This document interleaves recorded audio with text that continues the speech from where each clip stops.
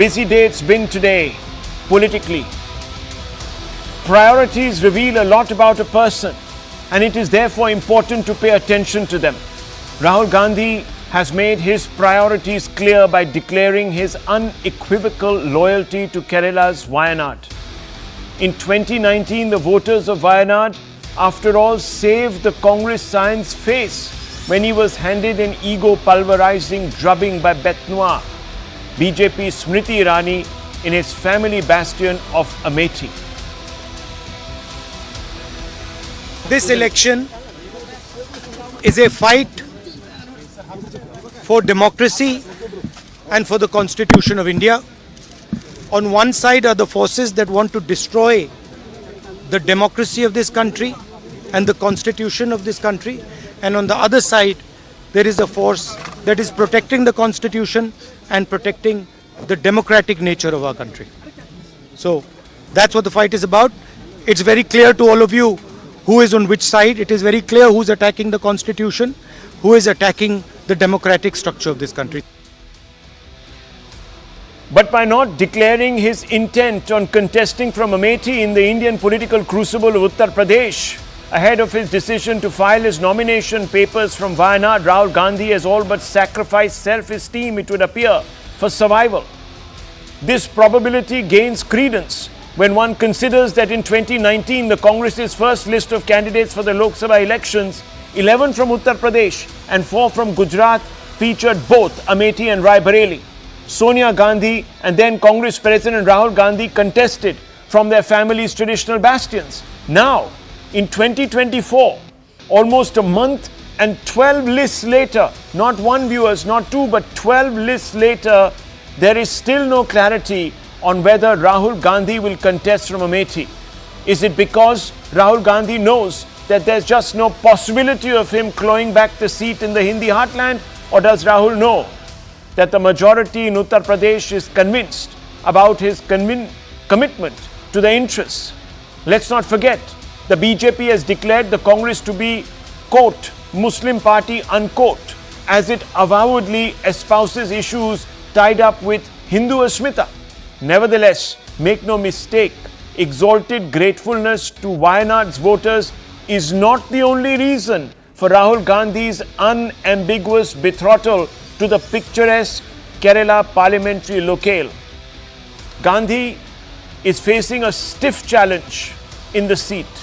First reports emerging from Wayanad suggest that the novelty of being associated with a celebrity is now inexorably wearing off. The good people of Wayanad don't just want to be surrogates, the temporary custodians of young Gandhi's political fortunes. They are seeking instead a long-term engagement with preferably a local who has as much to gain from Wayanad's success as they do. Any prevarication on Rahul's part could then put off voters. Sensing this new expectation among Wayanad's voters, the BJP has fielded their state party president K. Surendran. This signals two things. The BJP is mighty serious about emerging as a genuine alternative to two dominant players, the Congress and the left, in state politics. Second, that the party thinks it has a chance now that Congress Party's India bloc ally, the CPI, has fielded a strong candidate from the seat. And this brings us to the second important question that needs to be asked.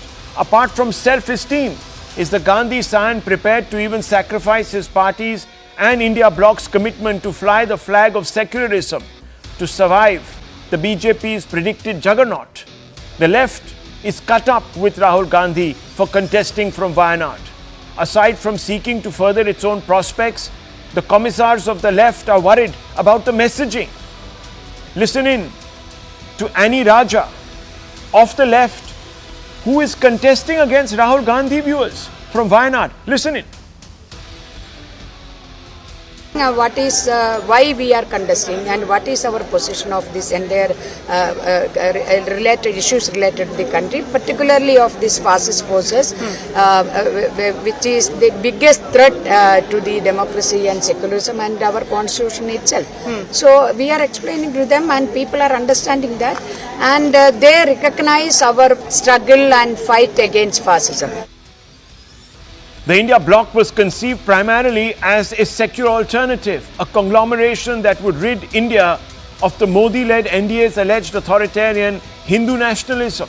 The members of the alliance never tire of pointing out that the I in India stands for inclusive. With Rahul Gandhi deciding to contest from Wayanad, he stands to undermine the raison d'etre of the India alliance. Here's how Rahul's move sacrifices secularism for survival, viewers. And remember what he told us. He said this is a fight for democracy and Constitution of India. And we represent both those. So viewers, here are some hard facts. And I always bring you these hard facts to get you closer to the truth, to get you closer to the context, so you can separate the wheat from the chaff, viewers. Now viewers, this is how Rahul Gandhi is splitting the secular bloc. Wayanad district has 28% Muslim population, but Muslim voters outnumber Hindu voters in Wayanad parliamentary constituency. Notice the difference. The district is not always the same as the constituency, viewers. In the constituency, the Muslim voters outvote Hindu voters. Rahul contesting against anti-BJP LDF candidate Annie Raja potentially splits the secular bloc votes. Rahul has justified India alliance formation as necessary for secular forces to defeat BJP RSS divisive Hindutva forces, as he calls them. Now viewers, how will this work? If the left and the Congress end up splitting each other, look at the message that goes out to other voters across the length and breadth of the country. And that's why India alliance partner Left Satrap and Kerala Chief Minister Pinarayi Vijayan has slammed Rahul for weakening the secular bloc. There's another fact, viewers. Rahul is yet to officially demand the ban on the SDPI, court-designated radical extremist group. The SDPI has vowed to support Rahul in Wayanad. Rahul Gandhi has not officially declined SDPI's offer of electoral support. Unlike in Karnataka, Congress in Kerala is yet to demand a ban on SDPI for spreading communal hate, in their words, not mine, viewers. And therefore, viewers, I want to ask you, if there is such a secular bloc, if Rahul Gandhi prides himself on flying the secular flag, how is he today not taking a position against the SDPI? Unequivocal position against the SDPI. That's a fundamental question, viewers. Another hard fact, Rahul follows older precedent. Now, viewers, the Congress has shared stage with controversial cleric Abbas Siddiqui's ISF in Bengal in the 2021 elections, in the state assembly elections there. Senior Congress leader Anand Sharma had slammed the tie-up with sectarian firebrand Abbas Siddiqui's ISF. Forward Bloc, part of the alliance, and the party formed by Subhash Chandra Bose also sought proof of ISF's secular credentials. Viewers, no wonder in 2019 the Prime Minister had also remarked on this contradiction. Viewers, he said the Congress party dynast went out with a microscope to look for a safe seat to contest and selected a seat where the majority is in minority. Viewers, let's open this up. Let's have an honest conversation about the messaging that Rahul's first choice of Wayanad sends out, and whether Rahul Gandhi and the Congress are sacrificing secularism to ensure their survival. Fundamental question. Sanjay Jha, this question is not being asked by Rahul Shivshankar. So divest yourself of this obvious, you might have, notion. This is being asked by Annie Raja, by the Chief Minister of Kerala, Mr. Pinarayi Vijayan. What are you doing? You are supposed to be the secular stalwarts, and here you are undercutting each other. Annie Raja, you are undercutting her, or vice versa. Why? I can't hear you. Can you hear me now? Yes, now, yeah. Go ahead. Rahul, I'll try and answer you as quickly as I can. Number one, Rahul Gandhi will win Wayanad with a huge majority, probably bigger than 4,31,000 votes with which he swept Wayanad in the last election. In the last election too, there was a BJP who lost his security deposit, and there was the left party, and I think that status quo will remain. Point number one. Point number two, I find this conversation on SDPI very relevant. I agree with you. There's a verdict of the High Court which must be taken with gravitas. Two questions emerge. Number one, as of today, it is not a banned entity. And we have an example of the BJP, which when in government in Karnataka never banned the SDPI. By the way, when it comes to banning an organization which is deemed to be a terrorist outfit, I think this question should be answered by the Home Minister, Mr. Amit Shah, because like how they extend a ban on SIMI or how they ban terror organizations, terror is not just a state subject. State has a role, as does the center. So I have to ask this question of the BJP, why are they so quiet on an organization that is deemed to be extremist? Clearly, they have their own agenda to explain for. Point number three, as far as Kerala is concerned, Rahul, let me just tell you this straightforward.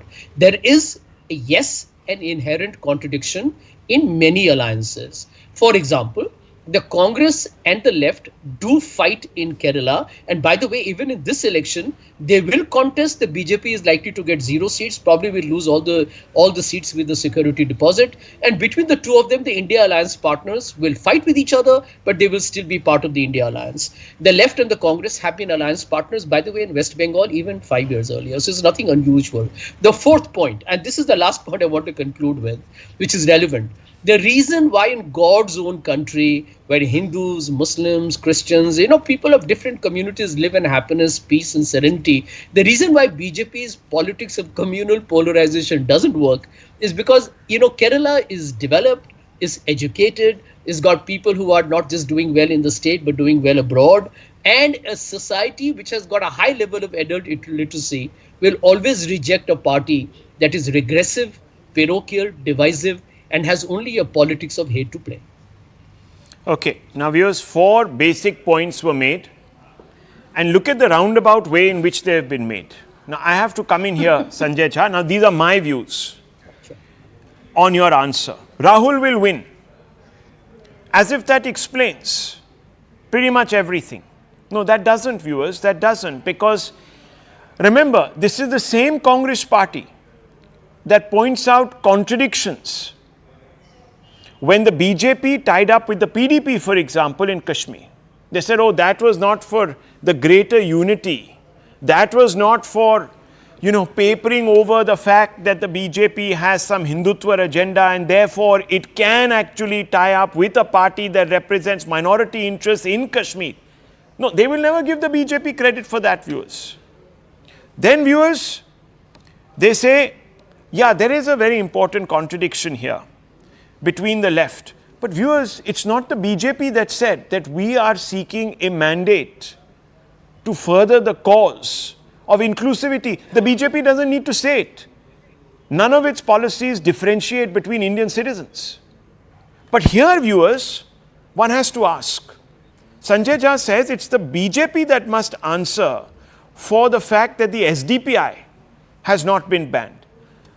Does Sanjay Jha not remember that in Karnataka, it was the Congress that showed up at Mr. Bomai, the then Chief Minister's door. He was a BJP Chief Minister in 2022, Can I answer that? saying, can you ban the SDPI for God's sakes? It is spreading terror, divisiveness and pitting Hindus against Muslims. Can you please ban it? Now, viewers, I want to leave you with this thought because I want to bring in Sanju Verma. I am not the BJP spokesperson. I am just pulling out, viewers, some contradictions just to set the record right. Rahul, can I Remember, viewers, the Congress has been in power in Karnataka from last year. Almost a year it is coming up to. Have they banned the SDPI after having demanded the ban in 2022? No, viewers, they haven't. In fact, they have not even asked for a ban in Kerala. So great is their commitment to inclusivity in Indian society. Nonetheless, let me bring in Sanju Verma. Sanju Verma, you heard Mr. Sanjay Jha, your response to Mr. Sanjay Jha. Rahul, Sanjay Jha is engaging in what he does best, classic whataboutery. But for me, the most important stakeholders in this debate are the audience that watches your widely watched show. So a couple of points which I think need to be put out there in the public domain. First and foremost, this false bravado, I'm so sick and tired of it. Oh, the BJP has zero presence in the South and, the Congress keeps patting itself on the back. So point number one, the BJP has 29 Lok Sabha seats from southern India. The Congress has only 27.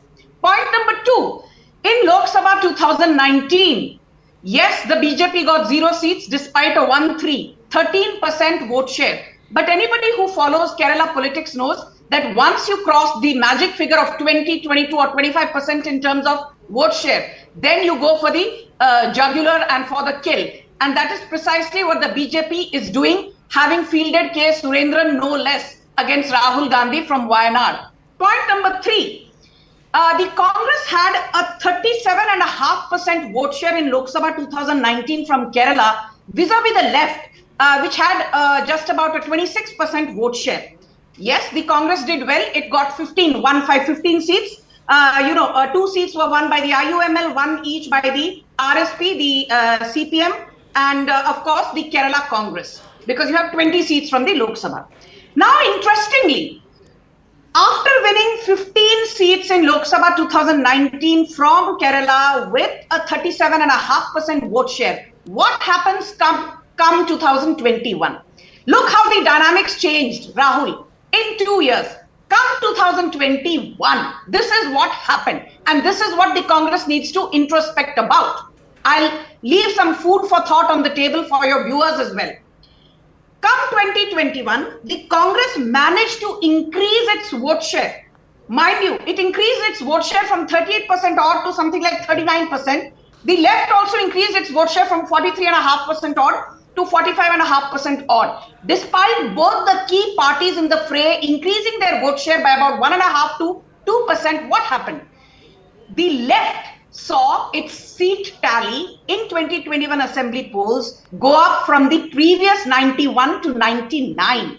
And the Congress saw its tally fall from the previous 47 to 41. What does this show? It shows that somewhere between 2019 and 2021, while Lok Sabha and assembly elections cannot be compared, it's a bit like comparing apples with oranges. That said, the fact that the Congress could not capitalize on the stellar victory of 15 seats from Kerala in Lok Sabha 2019 and fell to just 41 seats in 2021 when people thought that the left had lost the plot and the Congress would give the left a run for its money. Alas, that did not happen. And somewhere the tottering, Congress machinery, it failed to work. That is my third point. My fourth point, and I take strong offense to this. Sanjay Jha, towards the end, very subtly said, people who are more educated, like people in Kerala, please keep quiet, I did not heckle you. Yes, thank you so much.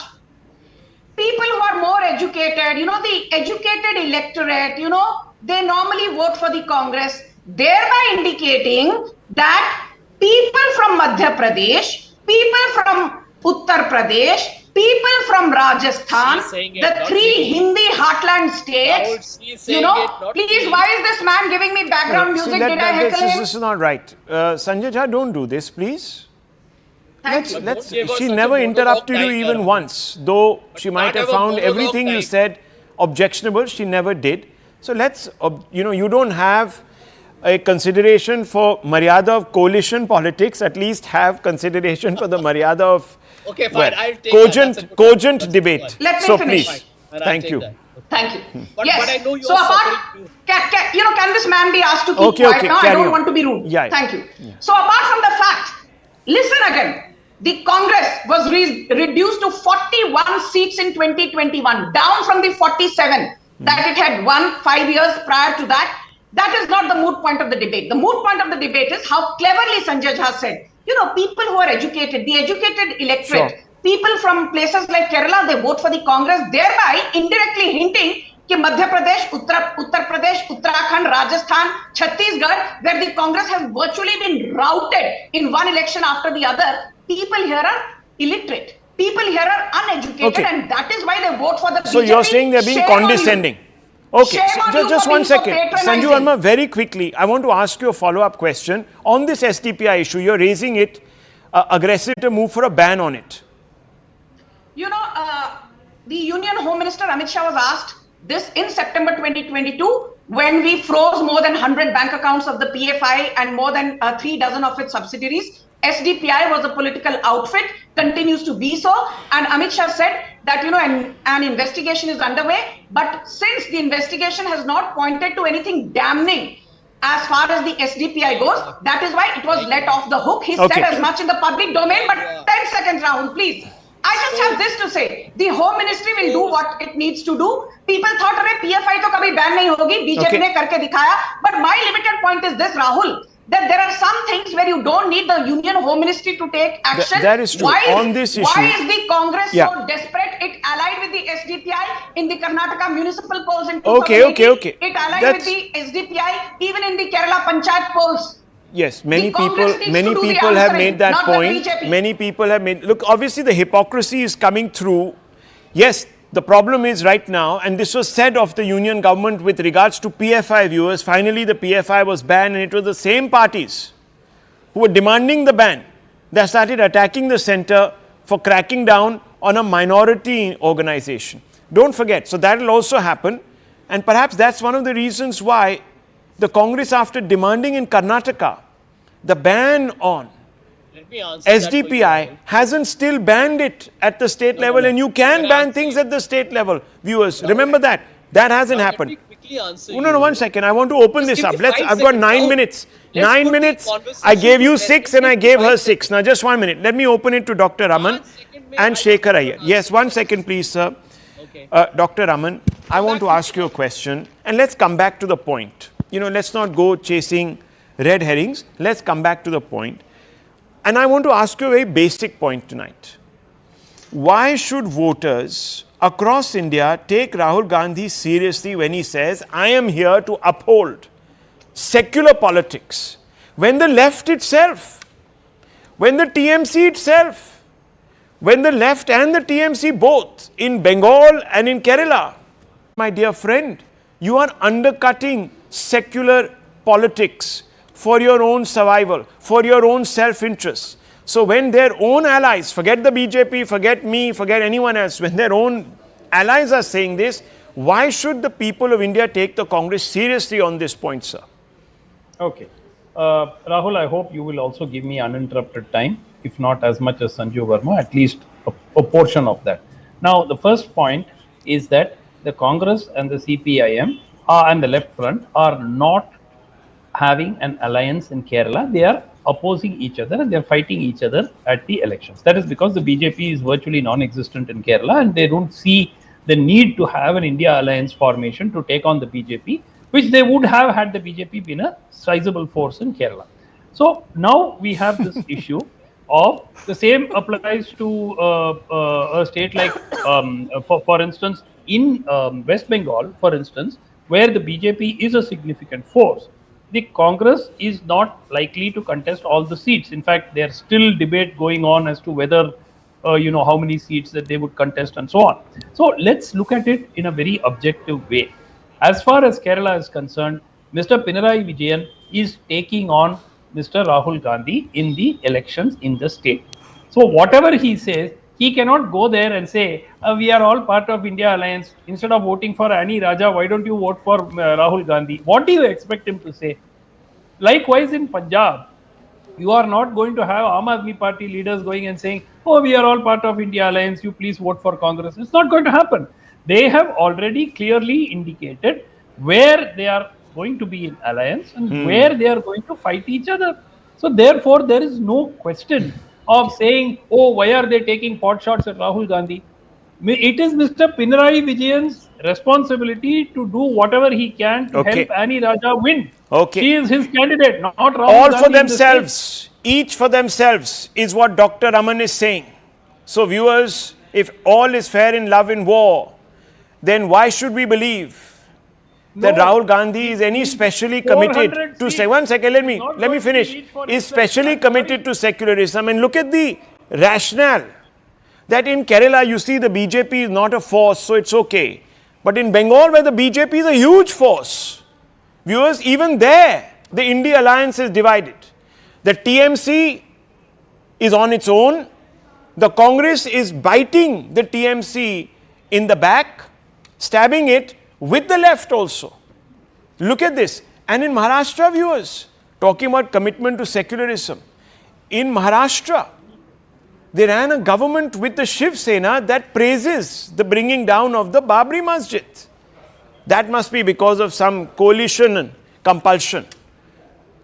Certainly not, viewers. It shows the hypocrisy on that secularism plank. And then think about it, viewers, in the state that Dr. Raman comes from. The DMK goes out there and abuses Sanatan Dharma. So much so that the court says, please, don't do this. And what does the Congress do? It looks the other way. So much for secular politics. Shekhar Iyer, I want to ask you this question. You see, there's a simple way out of this. If you really want to show that you can defeat the BJP's Hindutva, if you really want to show you can stem the tide of this allegedly irrevocable Hindutva exclusivism, where should you do it? Should you not do it in Amethi? Should you not do it in Uttar Pradesh? वहाँ पर तो आप contest ही नहीं कर रहे. Why? I want to understand this. Shekhar Iyer. Rahul, there are 2-3 things I would like to flag. One, Rahul chose Wayanad for a simple reason that it was considered a safe seat because of the Democrats. Now, Pinarayi Vijayan, after the 2019 Lok Sabha elections, realized that he has to ensure that the left front consolidates the Muslim votes. Because the CPM has always had a problem with Muslim votes because of the fact that IUML is in the UDF front. Now, the strategy post-2019 was, because in 2019, CPM managed to win only 1 seat. All the 19 went to the UDF. Yeah. Since then, Pinarayi Vijayan has been having back-channel talks with SDPI and also promoting a lot of independent candidates who are Muslims. The whole idea is fear of losing the Muslim vote or fear of ensuring that Muslim vote stays with them. That is the same reason you can't see an alliance happening in Bengal, because Mamata always fears the Muslim votes could go away if she has some kind of a track with left or the Congress. Now, coming to Kerala in particular, Pinarayi Vijayan is very clear that these Lok Sabha elections are very important for his continual leadership of the CPM-led front in Kerala, as well as the assembly elections in 2026. We have to accept the fact in Kerala the demography is against the BJP. That's a big factor. And also the ecosystem does not support the BJP. But they are working at it, they are trying to put up candidates, and here is a scenario where this time Pinarayi Vijayan follows the Prakash Karath line, not the Sitaram Yechuri line, which is that we must have a presence in parliament, and our understanding with Congress means it's some kind of a self-suicide.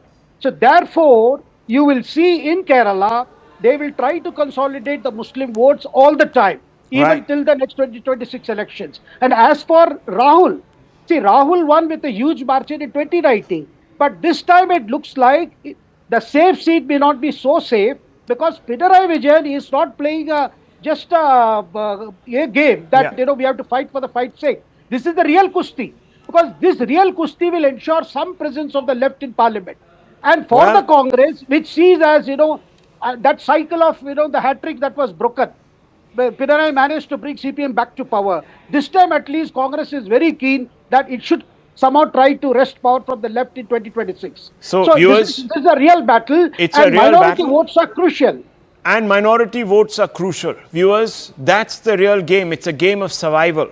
Secularism is a pretext. Survival is the project at hand. That's really what is going on here. The India Alliance professes faith in secularism, but when it comes to sacrificing it at the altar of political convenience, expediency, survival, call it what you want to, it will. That doesn't make for a great advertisement for the India Alliance, viewers. I'll take a short break.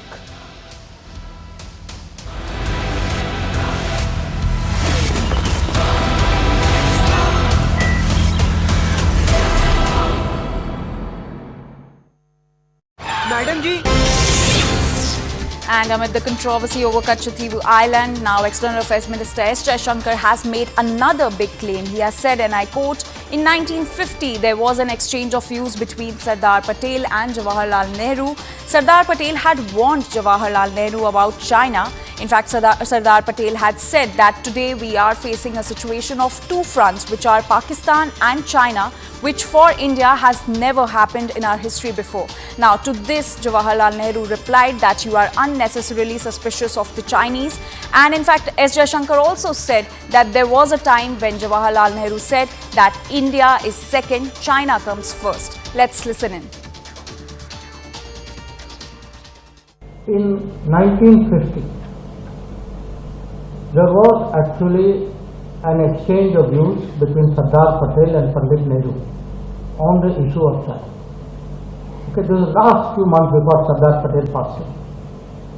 Sardar Patel warned Nehru, saying today with the change, because communists had taken power in 1949, he said today we are facing a situation of two fronts, which for India has never happened in our history before.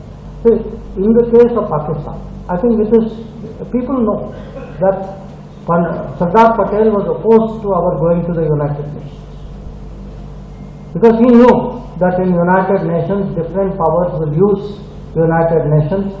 हमारे आपको पता है कि जज जो है, अगर ईमानदार जज नहीं है, तो who will go to that court? And CNN News 18's Abhishek Jha is now joining us on this story. Abhishek, so that's a big remark that is coming in from the External Affairs Minister, which actually proves that the Congress couldn't foresee the border challenges.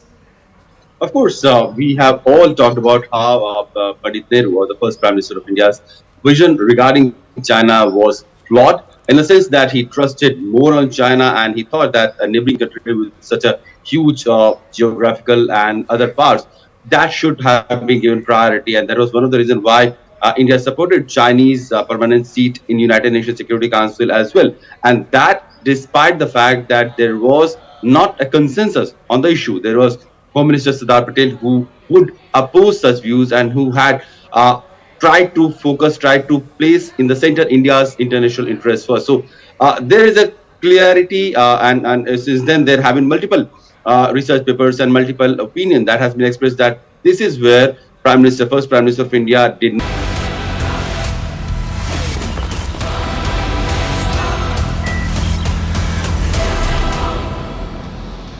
Viewers, Aam Aadmi Party founding member and one of its impresarios, Sanjay Singh, is about to be released from Tihar jail.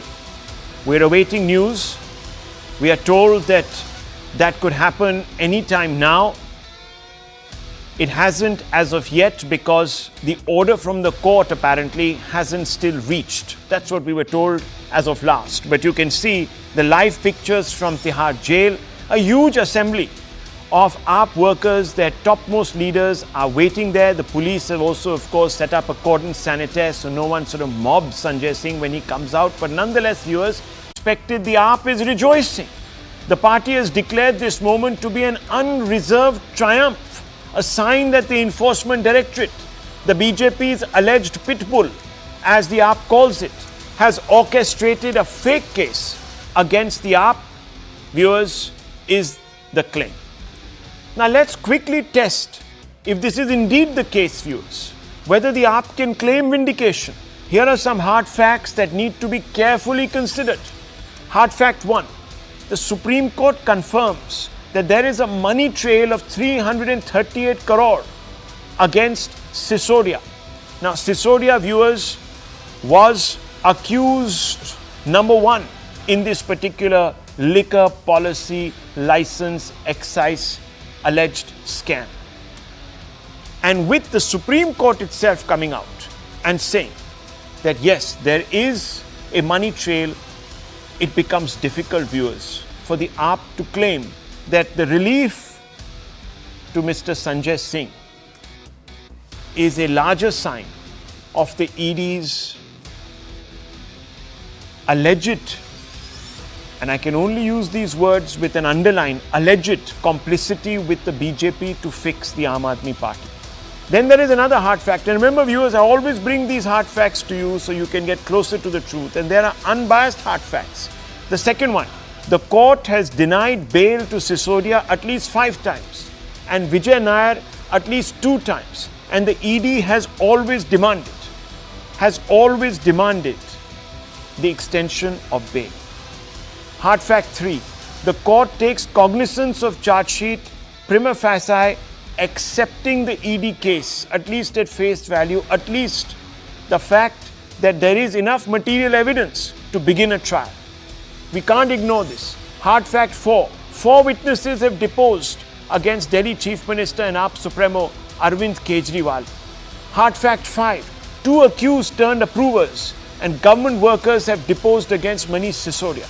Hard fact 6, the Enforcement Directorate case is built on technical electronic evidence like WhatsApp chats, IT data, apart from, of course, depositions of witnesses, viewers, and approvers.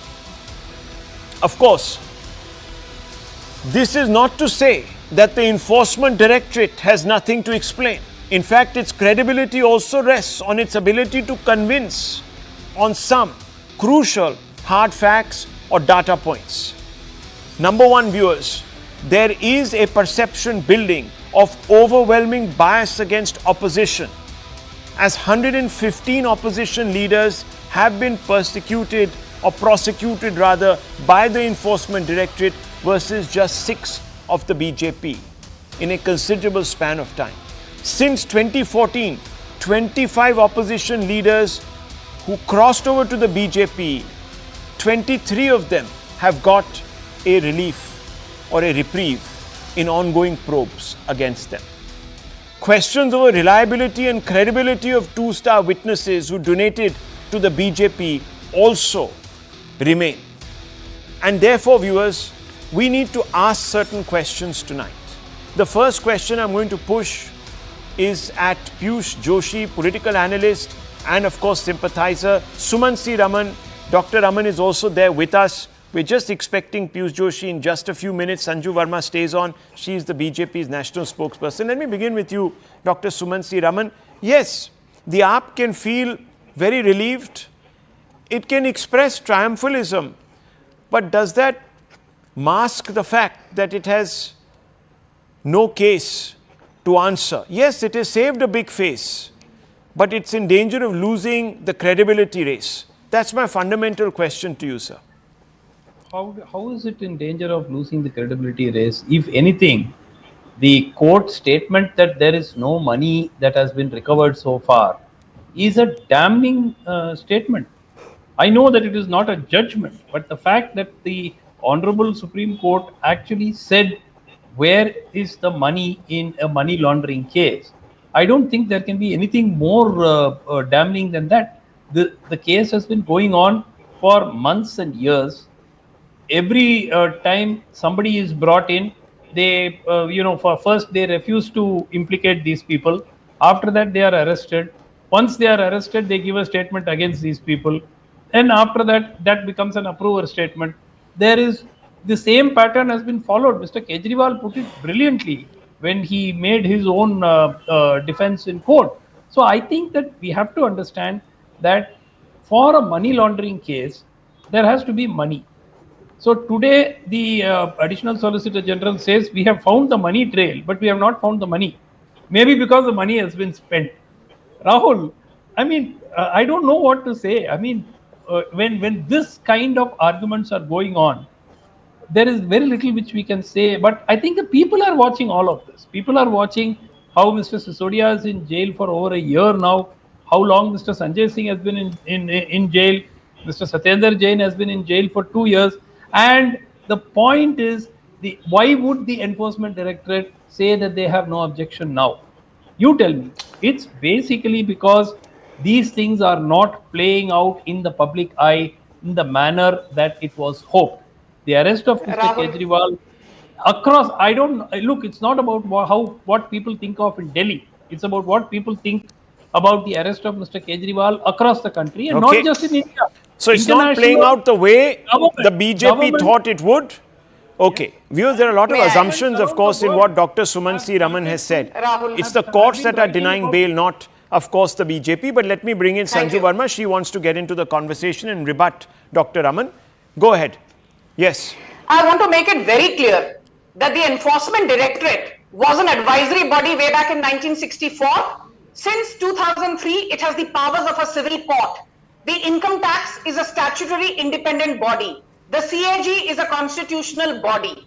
So my first argument is this: let the law of the land prevail. Let us stop undermining the credibility of our investigation agencies. Let us stop damning the probe agencies. My point number 2, fine, people have started jumping and saying, oh, Sanjay Singh is going to be a free man now, because guess what? He's innocent. No. Anybody who has an iota of common sense and knows even this much, teeny bit about India's jurisprudence knows, if you're out on bail, it does not necessarily mean you're innocent, nor does it mean that you're guilty. It simply means that for the time being, your custodial interrogation is not necessary, hence you're out on bail, but a final saying Raja Harishchandra ka dusra avatar hai, kyunki aisi baat nahi hai. My third point, saying that the Enforcement Directorate, why is it only targeting a certain set of people who are anti-BJP? This is the same argument which was given by Abhishek Manu Singhvi, no less,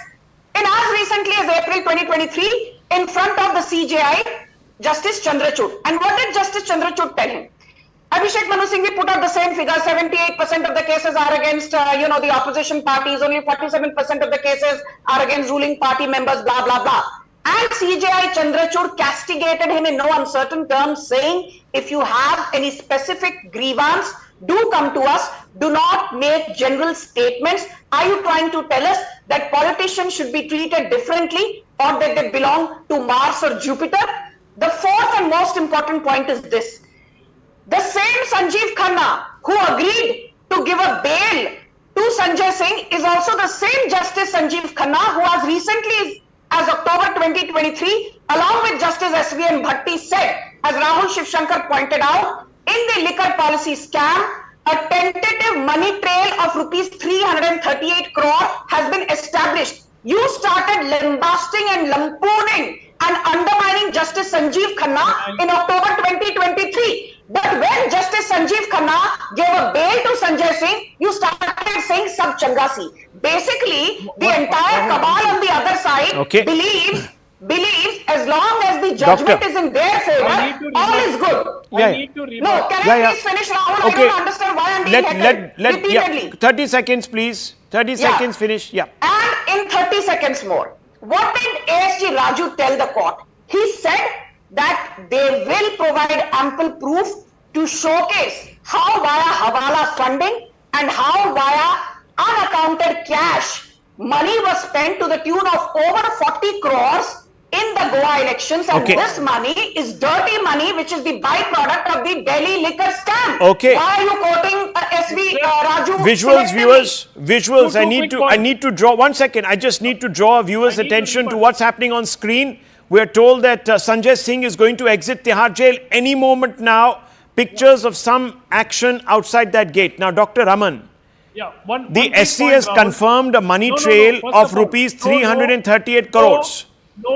No, that's exactly my point. The 338 crore that the Supreme Court was referring to as a money trail refers to the profits made by these companies. By no stretch of imagination can that be taken as a money trail, and that is the simple reason. 1 minute. One second. Let him finish. You can rebut him. Let me finish. Let him finish. Now, you can rebut, please. Can interrupt. Sanju Verma, let him finish. Then you can rebut, please. How is it fair? Okay, go ahead, Dr. Raman. Go ahead. 1 minute. Yesterday, did the Supreme Court actually say, couple of days ago, did the Supreme Court say money has not been found? Did the Supreme Court say it or not? The 338 crore that was being referred to on that day was called as quote unquote proceeds of crime, which was the profit which allegedly was made by these private players. By no stretch of imagination but can tell me that something, be Dr. Raman. If If you hang on, this is a circular argument. It is not. It is our So official what's your government line? policy. Yeah, okay. Let Ms. Verma respond to you, and I want to make a point right after that. Okay, one second. Okay, one second. Yes, Rahul? respond. Yeah. Rahul, I want to again reinforce in front of your audience. In the Delhi liquor policy scam, why has Manish Sisodia not been given bail?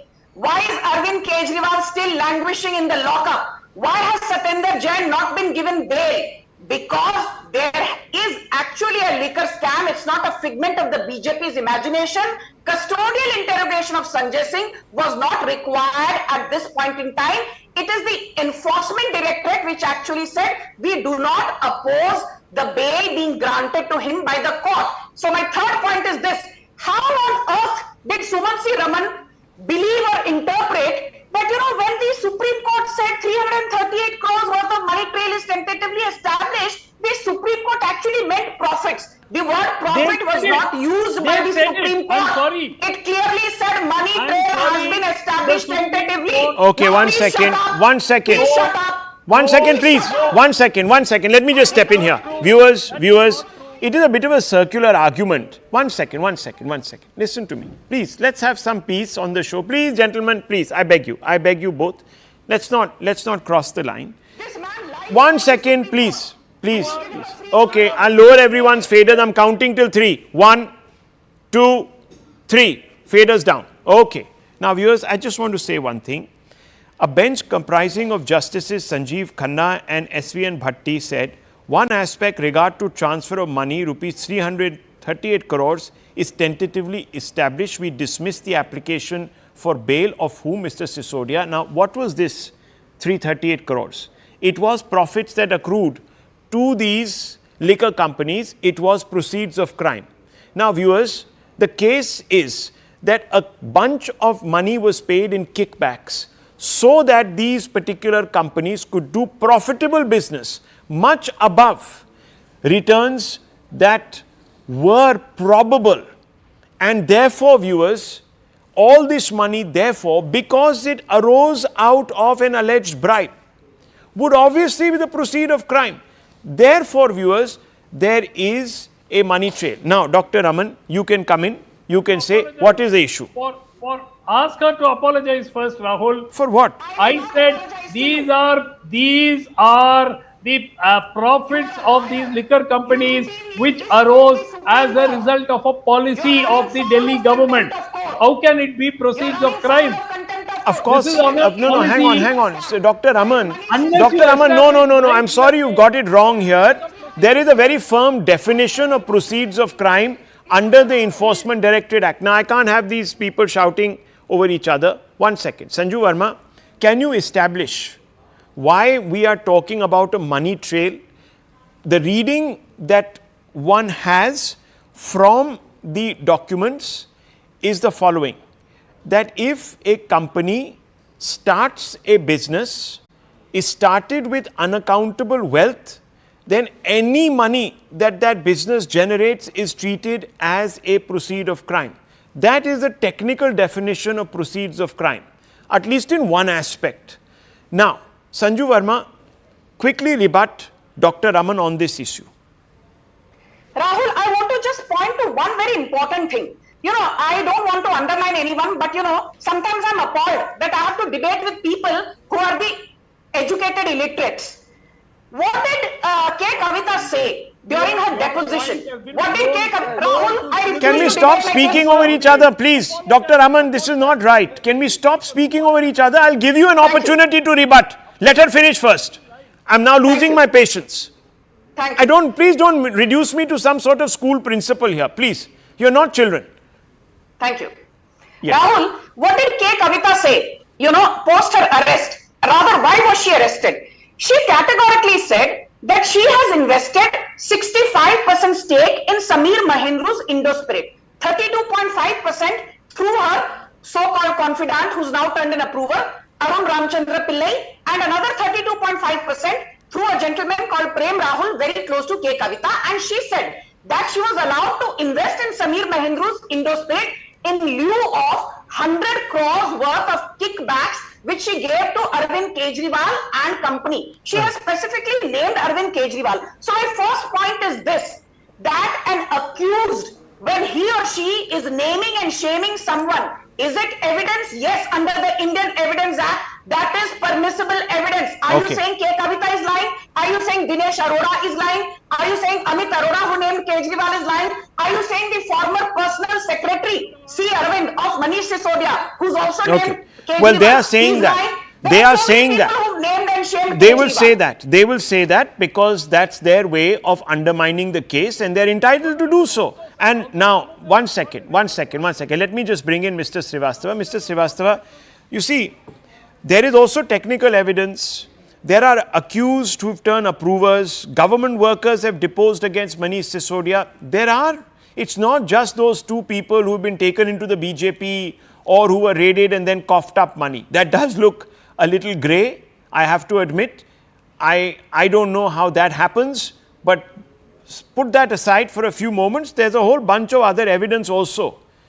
Mr. Srivastava. Whole case is fake, concocted, fabricated, resting on the injunctions, conjectures, surmises, assumptions, hearsay. One person said to somebody, other person said to somebody. There is a money trail. I can prove that. One money trail is there.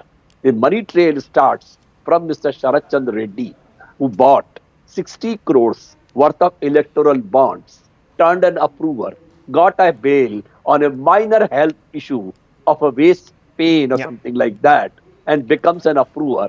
And let me ask 60 crore worth let of me bonds ask the BJP spokesperson to respond to you. That does look coloured, and I have pointed it out in the graphics that are appearing on the screen. I have talked about questions of the reliability and credibility of these two star witnesses who donated to the BJP. Can you respond very quickly? Rahul, I'm the last person to shove difficult questions under the carpet. My limited rebuttal is this, and I've said this on a zillion debates. Yes, Sharat Chandra Reddy turned an approver, but why section 195 of the IPC, and anyone who knows law knows, why section 308 and 340 of the CRPC. Simply turning an approver does not mean that the accused sentence will be commuted. It simply means that yes, he has admitted that there was wrongdoing, but corroborative evidence needs to be needed to ensure that the so-called case is brought to fruition. So Sharat Chandra Reddy has actually inadvertently, by turning approver, admitted that yes, he was part of the liquor policy scam. Does it mean that he will be given a free run, he will get bail and life is going to be kosher for him? No, because the CRPC provisions say that even after he is deposed and turned approver, corroborative evidence will be needed to bring the liquor policy case very to interesting. fruition. I'll leave it at this, US. Very interesting, because I read somewhere in one of the newspapers that there was a plea bargain where his culpability is being waived off. So Sanju Verma even read that the deal is that he will not be held to his crimes. I don't know, viewers. Obviously, I'll have to go back and check this. So I am only saying this because I read it somewhere. It could be wrong. I will come back to you next time we debate this issue. I'll take a very short break. We'll be right back.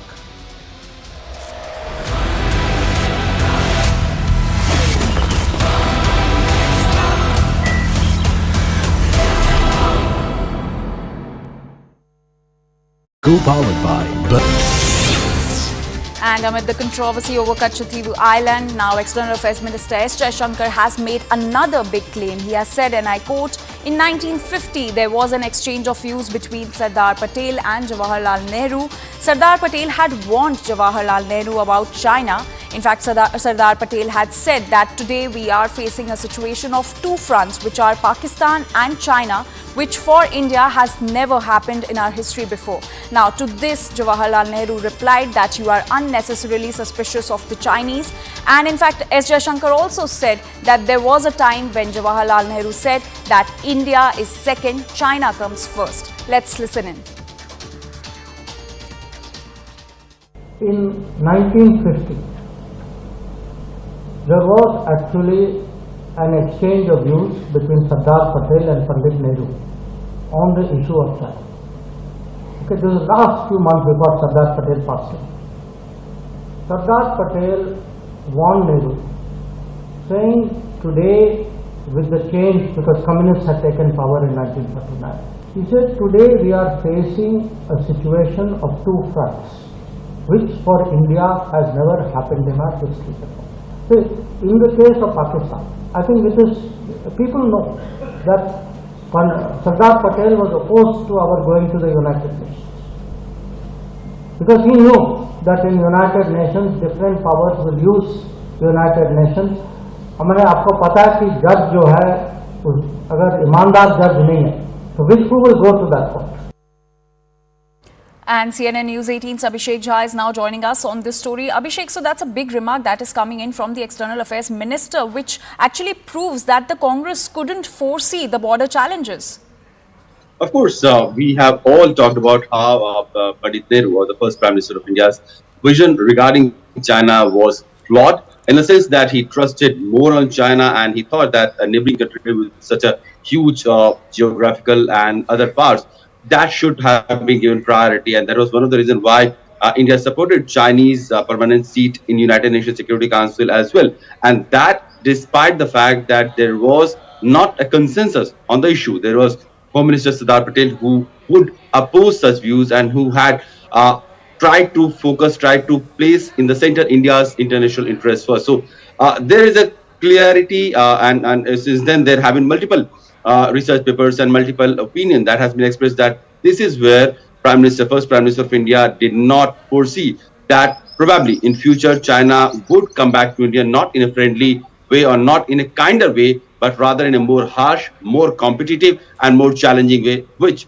now the India is facing with the Chinese border clashes and Chinese competitiveness, especially in the region. Absolutely, Abhishek. In fact, another...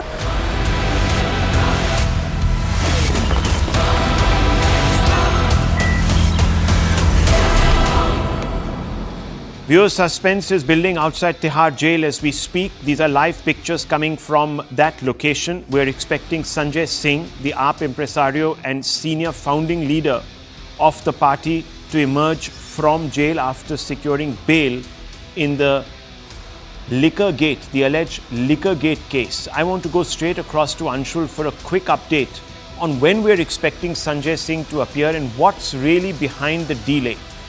Anshul. So yes, it's just a matter of the next few minutes that Sanjay Singh will walk out from Tihar jail. So remember, it has been 7 months since he has been inside. The basic delay was because of the bail order that did not reach physically to the jail administration, because of which there has been this significant delay. Now the bail order has reached, the procedure has almost come to an end. In fact, the things of Sanjay Singh has also been brought out of the jail cells itself. So it is just a matter of next few minutes, probably in the next 5 to 7 minutes we are expecting that Sanjay Singh will walk out from the jail over here, and from here he'll head straight towards the residence of the Delhi Chief Minister, where he'll first meet with the wife of Delhi Chief Minister Arvind Kejriwal, and then he will go to the party office where he will address the cadre. Finally, after 7 months, it remains to be seen what will Sanjay Singh say once the address starts. But yes, definitely the manner in which there is celebration that has started over here at Tihar jail definitely tells a lot that how the Aam Aadmi Party is now positive, because somewhere or the other they feel that this is their first victory since the entire investigation has started. They have constantly been defending the allegations. Now for the first time that Sanjay Singh has been allowed to go out on bail, they are finding themselves on the front foot and they are trying to go ahead and attack the BJP. So yes, it remains to be seen how will Sanjay Singh finally come out and talk to the media and talk to the people who are present over here to hear their leader. That is going to be something that is very, very interesting. But yes, in the matter of the next few minutes, probably 5 to 6 minutes, we are expecting that Sanjay Singh will walk out from Tihar jail. Well, very, very interesting, viewers. That will really set the cat amongst the pigeons, because Sanjay Singh, though bound by conditions that he cannot discuss the case, will, of course, viewers, talk around the case. He could talk about Sisodia, he could talk about Kejriwal, he could talk about the larger pathos that the opposition seems to have as far as the enforcement directorate is concerned, and the government's preponderance of allegedly targeting opposition leaders. I leave it at this, viewers. The Right Stand with Anand Narasimhan.